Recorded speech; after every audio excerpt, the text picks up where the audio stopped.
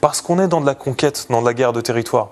C'est-à-dire que ceux qui disent on était sur de la violence urbaine n'ont pas compris l'aspect insurrectionnel de ce qui s'est passé. Il s'est passé quelque chose de fou. Des enfants de France, des enfants de la République qui ont été à l'école de la République ont pris les armes contre les institutions. Quand je dis prendre les armes, là encore une fois, il faut être très clair. Il y avait des haches, il y avait des piolets, il y avait des barres de fer, il y avait des cocktails Molotov. Il y avait cette volonté de détruire et de dire on est chez nous. On a assisté à des scènes de guerre.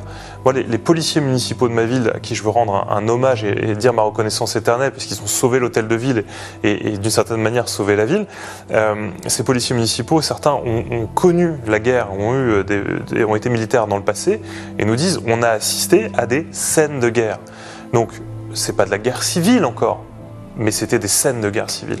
Et ça, je crois que c'est important que la France du sursaut se le dise. Et ce que je veux dire simplement, c'est que votre titre d'émission, c'est est-ce que ces deux camps sont irréconciliables?